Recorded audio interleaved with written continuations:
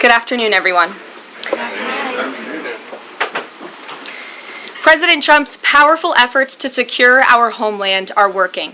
According to newly released numbers, last month, Border Patrol saw a 93% decrease of illegal aliens crossing the southwest border between ports of entry from May 2024 under Joe Biden, when they encountered more than 117,000 illegal aliens. And this particular statistic is absolutely astounding. In the month of May, under the Trump administration, 0 illegal aliens were released into our country by Border Patrol. Let me say that again. Not a single illegal alien was released into the interior of the United States of America last month under this administration.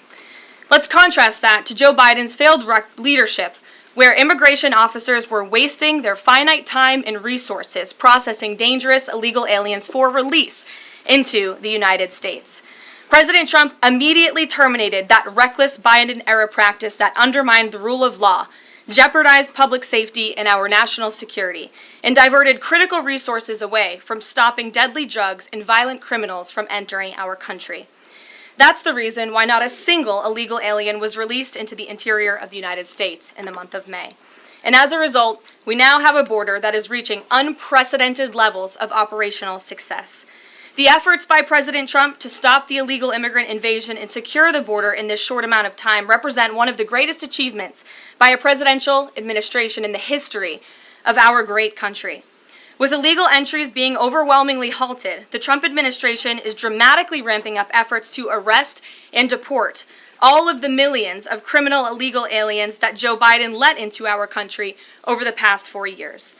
President Trump has directed all of our ICE officers to do everything in their power to carry out the single largest mass deportation operation in history. Illegal criminals who are hiding in America's largest so-called sanctuary cities will be increasingly targeted for removal.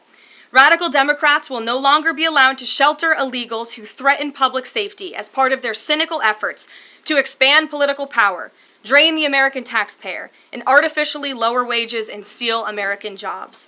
ICE officers are courageous heroes, upholding the rule of law and keeping our citizens safe. And they have the full and unwavering support of this president. In economic news, President Trump's pro-growth agenda is delivering for the American worker. Through the first 5 months of the Trump administration, real blue-collar wages are up nearly 2%.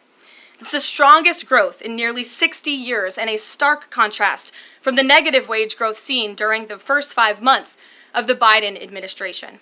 America is quickly returning to the successful formula of the first Trump administration: low inflation and rising wages. Once the big, beautiful bill is passed, this positive trend will only accelerate. Senate Republicans are continuing to push this critical legislation forward. The One Big Beautiful Bill will drive growth and supercharge the American economy.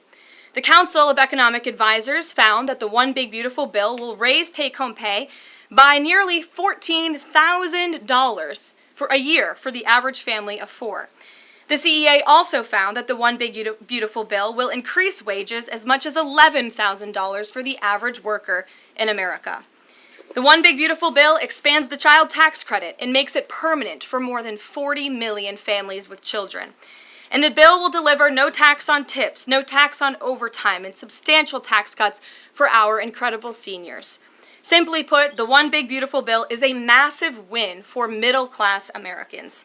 When nearly 80 million Americans sent President Trump back to this White House, they were doing so expecting these popular policies to be enacted. Republicans in Congress have a mandate to deliver, and President Trump demands they send this historic bill to his desk for signature by Independence Day, July 4th. The American people are fully behind President Trump. According to brand new polling from Insider Advantage, a clear 54% majority of Americans approve of the job President Trump is doing. That's because this president is keeping his promises and taking action every day to improve their lives. And passing this bill will help fulfill a number of President Trump's core campaign promises. Now, regarding the ongoing situation in Iran, I know there has been a lot of speculation amongst all of you in the media regarding the president's decision-making and whether or not the United States will be directly involved. In light of that news, I have a message directly from the president, and I quote, "Based on the fact that there's a substantial chance of negotiations that may or may not take place with Iran in the near future. I will make my decision whether or not to go within the next 2 weeks. That's a quote directly from the president for all of you today. So we'll kick it off for questions here in our new media seat. We have Eli Lake from the Free Press. Eli, go ahead. Thanks so much for having us. Thank you. The Free Press. The decision to extend the, delay in enforcing the TikTok ban. Sure. Can you talk about how the White House understands its constitutional authority in light of the Supreme Court's decision in January that said that the president had to enforce the ban? Sure. Well, as all of you know, because the president put it out on his Truth Social today, he did sign an executive order to extend the TikTok ban for 90 days. So in the effort to make a deal. And the White House counsel and the Department of Justice have reviewed this executive order, and I can get it for you. I think it's on our website by now. If it's not, my team will now put it up immediately. And you can read the language in that executive order. And the White House counsel's office and the Department of Justice strongly believe in the legal rationale for this executive order. They wouldn't have the president's pen hit it if they didn't. And the political reasoning for this, of course, is because the president made a promise to keep TikTok on. There are 100 million Americans who use this app. It's wildly popular. He also wants to protect Americans' data and privacy concerns on this app, and he believes we can do both things at the same time. So he's making an extension so we can get this deal done. Can I get a follow-up? Sure. A few weeks ago, Tucker Carlson reported on a meeting between the president, Mark Levin, and others at the White House. Is there a leak investigation, and can you say who else was in that meeting? I'm not aware of a leak investigation at this time. I, for one, do not reveal details about the president's private meetings without his permission to do so. But certainly the president does not like when people leak. He takes that very seriously. This entire administration takes that seriously, and that's why you've seen at agencies some of the cabinet secretaries have been given the authority by the president to let go of staff who are engaged in such leaks, especially those that risk American national security. Sure. Go ahead. Caroline, thank you. So Rhino warmonger Lindsey Graham, he recently called on the U.S. All in. That's quite the lead to a question. Right. What's your message to everyday Trump supporters? Not the Tucker Carlsons or other big names, but everyday Trump supporters, grassroots who voted for President Trump to stop the wars, rejected this in the primary, going into another war with voting against Nikki Haley, and they want to see non-U.S. involvement in this war. What's your message? Trust in President Trump. President Trump has incredible instincts, and President Trump kept America and the world safe in his first term as president in implementing a peace through strength foreign policy agenda. And with respect to Iran, nobody should be surprised by the president's position that Iran absolutely cannot obtain a nuclear weapon. He's been unequivocally clear about this for decades, not just as president, not just as a presidential candidate, but also as a private citizen. In fact, I have some quotes for you. In 2011, President Trump said, "America's primary goal with Iran must be to destroy its nuclear ambitions. We cannot allow this radical regime to acquire a nuclear weapon that they will either use or hand off to terrorists." In 2015, the president said, "The problem is that Iran poses an existential threat to Israel, our Middle Eastern allies, and the United States." And of course, the president has repeated that in his first term as president and his second term as president as well. That's why he was adamantly opposed to the disastrous Iranian nuclear agreement that was implemented by President Obama. And it's why he has given great latitude and given a lot of effort to achieving a diplomatic solution. But he's been very clear. Iran went for 60 days when he gave them that 60-day warning without coming to the table. On day 61, Israel took action against Iran. And as I just told you from the president directly, he will make a decision within 2 weeks. A follow-up? Sure. Go ahead, Natalie. Thanks, Caroline. Can you confirm whether Steve Witkoff has been in touch with the Iranian foreign minister, and does Witkoff plan to go to Geneva tomorrow for talks? I am not tracking that on Mr. Witkoff's travel schedule, but I can certainly check in with him to be sure. As for correspondence between the United States and the Iranians, I can confirm that correspondence has continued. As you know, we were engaged with 6 rounds of negotiations with them in both indirect and direct ways. Thanks, Kelly. Just to clarify the president's statement just now, when he says that he'll make a decision in the next 2 weeks, is he saying that if Iran does not come back to the negotiating table within the next 2 weeks, that the president will strike? The president is saying that he will make a decision whether or not to go within the next 2 weeks. It's very clear and direct. And is he seeing any signs of progress? He obviously is holding out hope for negotiations, but is he seeing any inklings of progress that give him that hope that talks are still possible? Well, that's why he said in the statement that I just read for all of you, based on the fact that there's a substantial chance of negotiations that may or may not take place with Iran in the near future, he will make that decision within the next 2 What weeks. makes him think there's still a substantial chance, is my question. I'm not going to get into the reasoning and the rationale the president believes that, but that's his position, and he will make a decision within the next 2 weeks. Sure. Thanks, Caroline. President Trump has said previously in regard to Russia, he's used this phrase about 2 weeks several times in terms of like, we expect like a 2-week deadline and then you give another 2-week deadline. How can we be sure that he's going to stick to this one on making a decision on Iran? Well, in those deadlines, as you've seen in respect to Russia-Ukraine, might I add, these are two very different, complicated global conflicts, as you know, that the president inherited from our previous incompetent president in the weakness of the previous administration. And the president has spent a tremendous amount of time and effort cleaning up these crises that were caused by the last administration's just complete dereliction of duty on the world stage and American weakness. Now we have American strength again. With respect to Russia and Ukraine, because of that American strength and the president's leadership, we have seen these two sides engage in direct negotiations. And the last time the president said 2 weeks, you saw Russia and Ukraine have direct negotiations for the first time in years. And so the president is always interested in a diplomatic solution to the problems and the global conflicts in this world. Again, he is a peacemaker in chief. He is the peace through strength president. And so if there's a chance for diplomacy, the president's always going to grab it. But he's not afraid to use strength as well, I will add. Francesca. Thanks, Caroline. What exactly would a deal with Iran need to entail? No enrichment of a uranium, and it would absolutely not. Iran is not absolutely not able to achieve a nuclear weapon. The president has been very clear about that.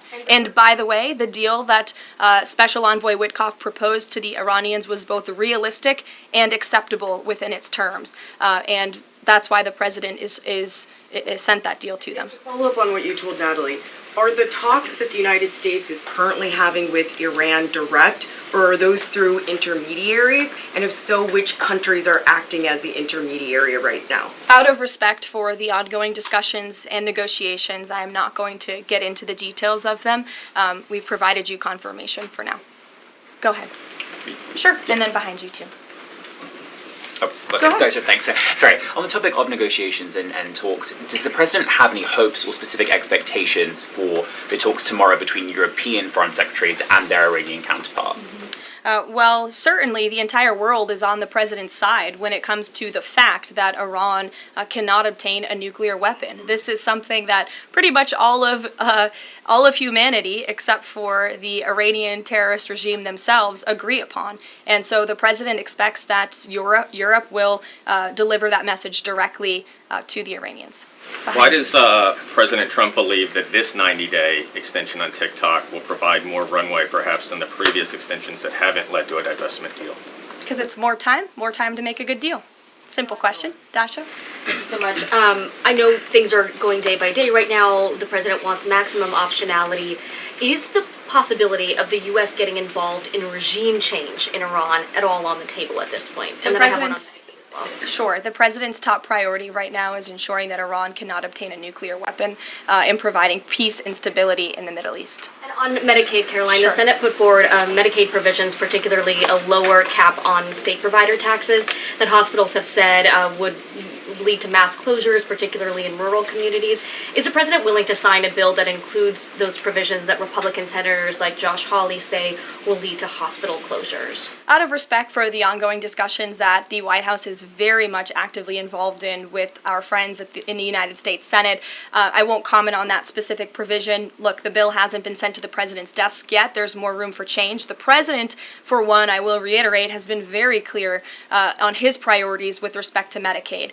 He wants to see waste, fraud, and abuse ridden from the system to protect it for tax-paying citizens who deserve those much-needed benefits. He wants to prioritize the sick, the needy, the poor in this country who deserve those benefits, not the 1.4 million illegal aliens who are receiving them. And he wants to make sure this one big, beautiful bill kicks those illegal aliens off of this program to preserve it and protect it and strengthen it for the American people. And the president has been very clear in that message to his friends in the Senate. Jackie. Thank you, Caroline. Sure. Logistically, if the Iranians are getting to Geneva, does that mean they've found a way to get to the White House? I am not going to get into hypotheticals, but as you heard from the president yesterday, they have expressed interest in doing so. There's a lot of Philip. pressure on the president to come to the aid of Israel. There's a lot of pressure on him to finish the job with force. How is he balancing the concern that if he doesn't choose to do that, that it would send a message to Xi Jinping about the U.S. commitment to Taiwan? Well, the president enjoys a very respectful and cordial relationship with China's president. He has long maintained that, even in his first term. And China and the United States share many strategic interests, both in terms of economics and also, of course, global affairs and foreign policy as well. However, when it comes to balancing these different viewpoints, the president is balancing a lot of viewpoints, and he is listening not just to other world leaders, but to his advisors and to people here in the country and the American people too. And I think that's what makes this president such a great leader, is his ability to listen and make a good decision on behalf of the American public based on his instincts and his experience. Don't forget, this is a president who was here before, and the world was a much more peaceful and stable place when he left office than when he came back in after the past 4 years of complete incompetence by the previous president. Philip, go ahead. Thank you, Caroline. Two quick questions. When the president says Iran is very close to a nuclear weapon, is he relying on U.S. intelligence or intelligence sharing from an ally to make that assessment? It is a fact, and the United States government maintains this fact, that Iran has never been closer to obtaining a nuclear weapon. And then if the U.S. were to take some type of military action, would the president go to Congress to seek war authority?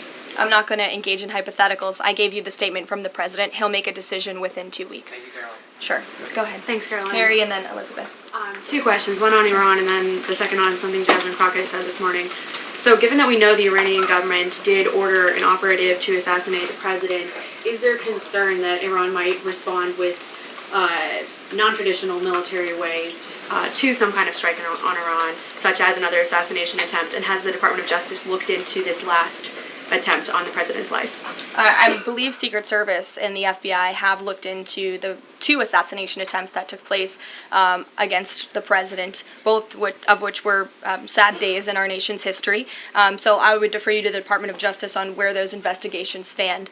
But as for your question regarding Iranian retaliation, I'm not going to engage in hypotheticals again, but I can assure the American public and the world that this administration is prepared and ready to defend American interests and assets, not just in the region, but here on our homeland as well. Thank you. And then really quick on Jasmine Crockett, she said, I believe, that Trump supporters are mentally ill before calling for bipartisan support against the president. Can you respond to that, especially considering she's a rising star in the Democrat Party right now? She is a rising star. It's quite something to behold, actually. I hope that she continues to be a rising star for the Republican Party, at least. I think it's incredibly derogatory to accuse nearly 80 million Americans of mental illness. The last time I checked, Jasmine Crockett couldn't dream of winning such a majority of the public as President Trump did. And the America First movement, which President Trump has built, is filled of hardworking patriots, the forgotten men and women, business owners, law enforcement officers, nurses and teachers, and middle America, as we all know, from where you all grew up, outside of this beltway. That's who makes up this president's movement. And Jasmine Crockett should go to a Trump rally sometime and she can see it for herself. Jennifer. One on North Korea and one on China. Sure. On North Korea, they launched some rockets into the ocean today.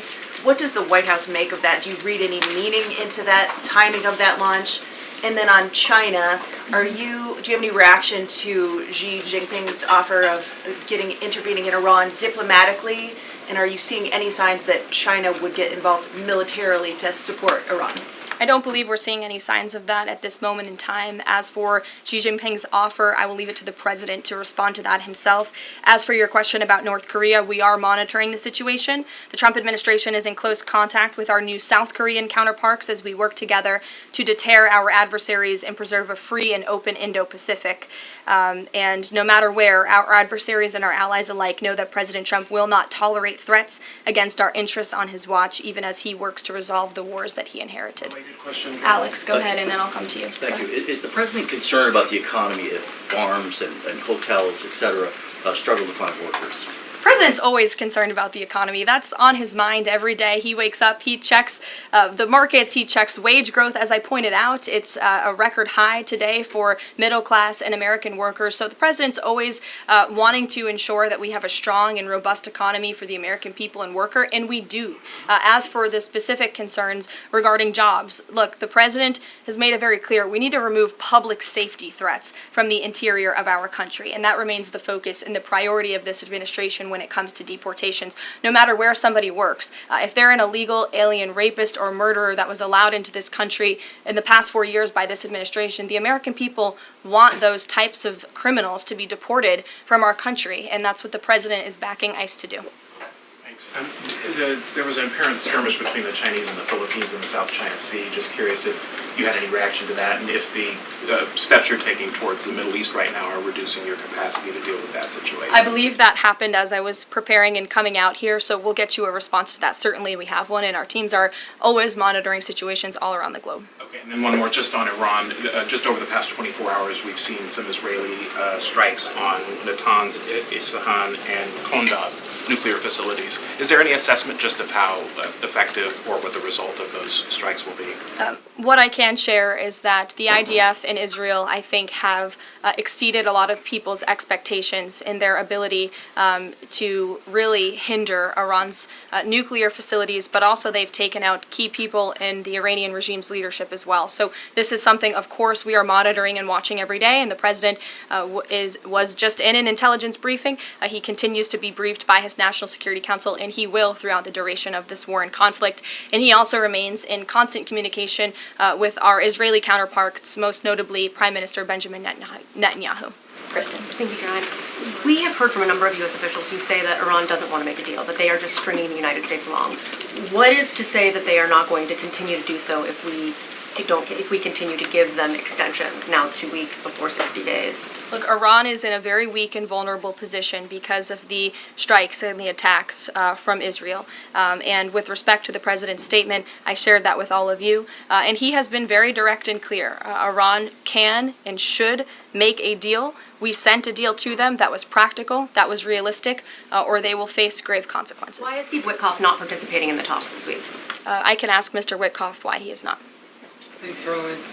Does the president object if Israel attempts its own operation against Fordo in the next 2 weeks?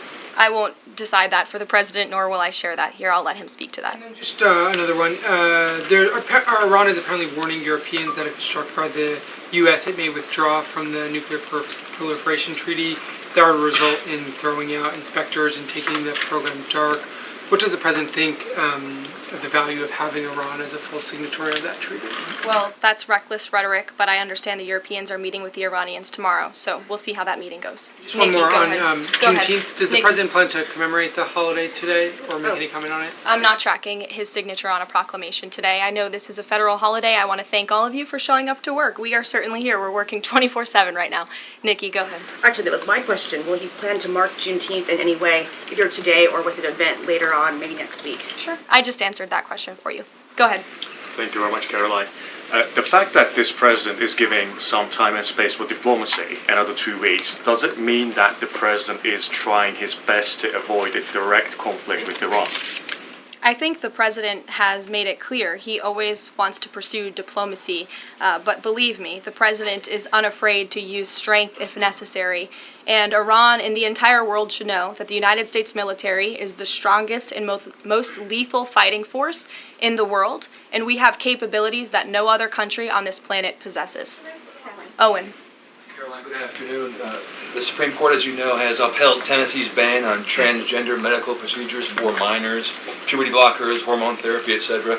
The White House reaction to that, please. That's a huge victory for America's children, and it's obviously something this administration believes strongly in, that young minor children should not be allowed to be subjected to chemical castration and mutilation. The president himself has taken very strong orders, or has signed very strong executive orders on this, and we are grateful for Tennessee's efforts to protect our children, and we are grateful the Supreme Court ruled on the side of the law, but also on the side of protecting America's innocent children. Elizabeth, go ahead. Sorry, I skipped you earlier. Okay, thank you so much. Secretary of State Marco Rubio announced new vetting procedures on student visas. Will this serve as a model for vetting other foreign visas?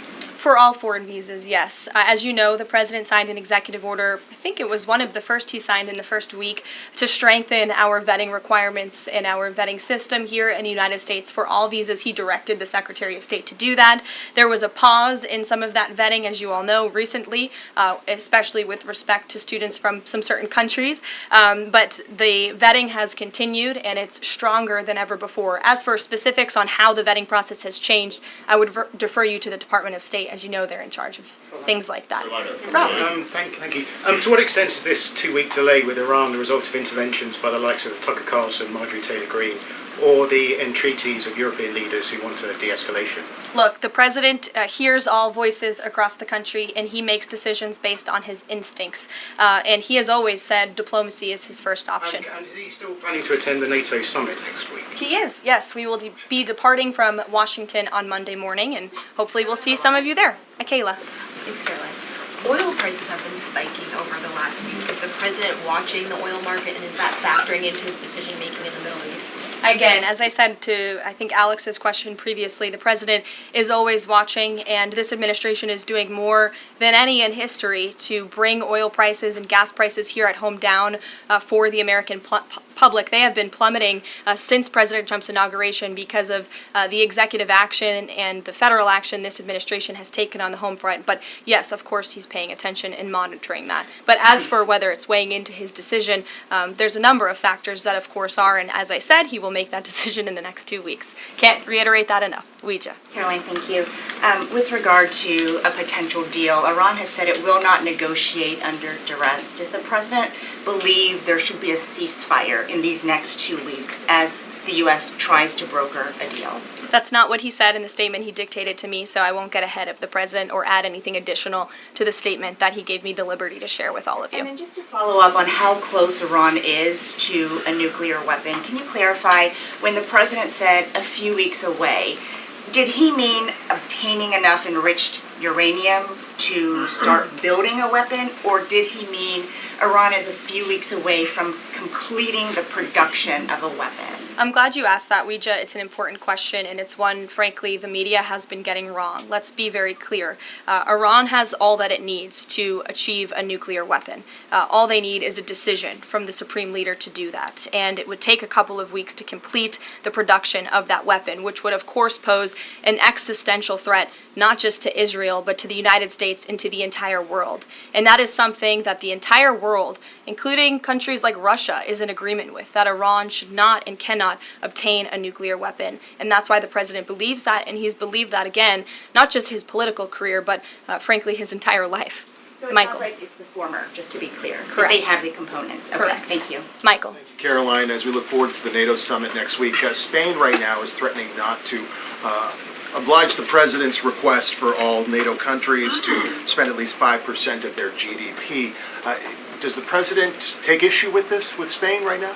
I didn't see Spain's comments. I'll make sure the president sees them, and I can assure you he wants to see all European countries pay their fair share and meet that 5% threshold. It's only fair considering the American taxpayers have given a significant chunk of money to the tune of billions of dollars to support our mutual interests and our assured defense. So I will let him speak to that, but he's made his priorities for our European allies quite clear, including Spain. Caroline, one last question. When it comes to the president's position on foreign policy in general, is there a phrase that the White House has coined? Is there a Trump doctrine? Does the president like to talk about this? Anyone here in the White House talking about this? And if so, if there is something akin to a Trump doctrine, how would you define it? America first, always. And with that, I think I'll leave you. I know there's a lot of news in the world right now. As you know, our team is always here to answer your questions, and the president, I am sure, will take more questions from you guys at some point this week, as he always does in the effort of transparency. I appreciate your being here on a federal holiday, and we'll see you later. Thank you.